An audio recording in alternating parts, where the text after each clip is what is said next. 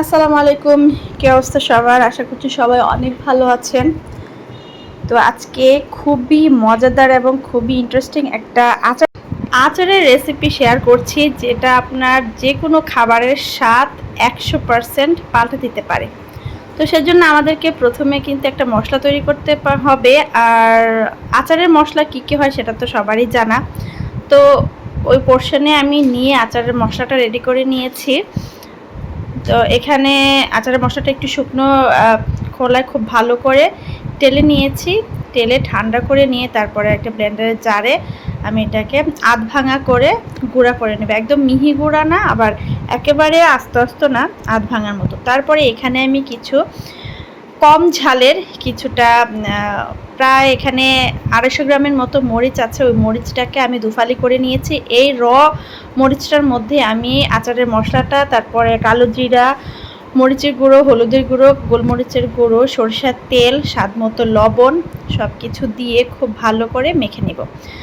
তবে আচারটা দেওয়ার আগে কিন্তু অবশ্যই মরিচগুলোকে ধুয়ে খুব ভালো করে শুকিয়ে নিতে হবে, যাতে মরিচের গায়ে একদমই পানি না থাকে। তারপরে এখানে আমি এটাকে প্রিজার্ভ করার জন্য 2 টেবিল চামচের মতো সিরকা দিয়ে দিয়েছি। আপনারা আপনাদের মরিচের পরিমাণ অনুযায়ী সিরকা দিয়ে নেবেন। তারপরে একটু ফ্লেভার আরও বেশি এনহ্যান্স করার জন্য আমি এখানে বাঁশপাতা যেই লেবুটা হয়, খুব সুন্দর ঘ্রাণ যেই লেবুটাতে হয়, ওই একটা লেবুর 2 ফালি আমি এখানে দিয়ে দিয়েছি। লেবু কিন্তু প্রিজারভেটিভের কাজও করে, আর এখানে এই লেবুটা দেওয়াতে খুব সুন্দর একটা ফ্লেভারও অ্যাড হবে। তারপরে সব কিছু খুব ভালো করে মরিচের সাথে মিশিয়ে নিব। হাত দিয়ে মাখা যায়, তবে যেহেতু মরিচ এটা হাত দিয়ে মাখলে অনেকে হাত জ্বালা করতে পারে, সেজন্য চামচ দিয়ে মেখে নিলে সবচেয়ে বেস্ট হয়। তো এটাকে মাখাচাকা করার পর মিনিট 10 একটু রেস্টে রেখে দিলে ভালো হয়। তবে আমার কাছে মনে হচ্ছে আমার একটু লেবুর রস আর একটু দেওয়া উচিত, তো আমি আবার আরেকটু লেবুর রস দিয়ে দিয়েছি। এই আচারটা কোনো জাল করা লাগবে না, কোনো রকমের এক্সট্রা কোনো ঝামেলা নাই। ঝটপট এটাকে বাসায় একদম আগুন জ্বালানো ছাড়া, কড়াই ছাড়া, কোনো কিছু ছাড়াই কিন্তু আচারটা রেডি করা যায়। তো 10 মিনিট রাখার পরে আমি এটাকে একটা কাঁচের বয়ামে নিয়ে নিচ্ছি। আচার কিন্তু অবশ্যই চেষ্টা করবেন কাচের বয়ামে প্রিজার্ভ করার জন্য। কাচের বয়ামে আচার রাখলে রোদে দিতে সুবিধা হয় এবং আচার সহজে নষ্ট হয়ে যায় না। তো আমি এক এক করে সবগুলো আচারের যে মরিচ মাখাটা, এটা আমি দিয়ে দিচ্ছি কাচের বয়ামের মধ্যে। আপনারা যতটুকু আচার দিয়েছেন ওই অনুযায়ী কাচের বয়াম নেবেন। আমি যেহেতু অল্প পরিমাণে দিয়েছি, কারণ এই মরিচের আচার আমি আমার বোন আমরা দুজন ছাড়া আর কেউ খাবে না। কারণ আমার হাজব্যান্ডের সবচেয়ে মজার হচ্ছে আমের আচার আর জলপাইয়ের আচার, এই দুটো আচারে সে পছন্দ করে। অন্য আচার, রসুনের আচার, অন্য যে কোনো আচারে দিয়ে, বিশেষ করে আমরা যেগুলো পছন্দ করি সেগুলো পছন্দ করে না, তার কাছে কেমন জানি লাগে। আচ্ছা, যাকে ও কথা। তো এখন আমি এটাকে খুব ভালো করে কাচের বয়ামের মুখ লাগিয়ে 1 সপ্তাহের মতো আমি রেখে দেব। এটাকে এখন কোনো মুখও খুলবো না, কিচ্ছু করবো না, রোদেও দিব না।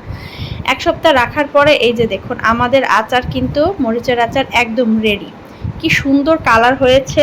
আর দেখুন, মনে হচ্ছে যে মরিচটা যেন আমি জাল করে সেদ্ধ করে এরকম করে নিয়েছি। আসলে কিন্তু জাল করা সেদ্ধ করা না, মরিচের আচারটাকে এরকমভাবে দিলেই সবচেয়ে বেশি মজা হয়। মরিচের আচার কিন্তু জাল করেও কিন্তু করা হয়, তবে আমি জাল করেও করেছি, তবে আমার কাছে মনে হয়েছে এইভাবে আচারটা করলে সবচেয়ে বেশি মজা হয় এবং সবচেয়ে বেশি ফ্লেভারফুল হয়।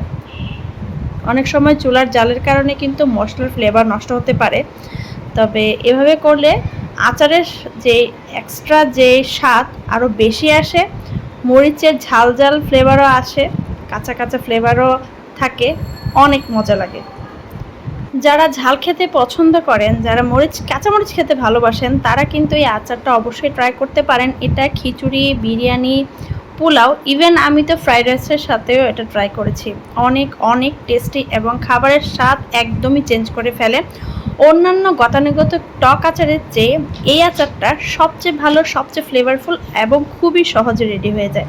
আপনারা একবার চাইলে অবশ্যই বাসায় ট্রাই করতে পারেন। আজ পর্যন্তই, দেখা হবে অন্য কোনো দিন। ভিডিওটা ভালো লাগলে অবশ্যই লাইক, কমেন্ট, শেয়ার দিয়ে পাশে থাকবেন। আল্লাহ হাফেজ।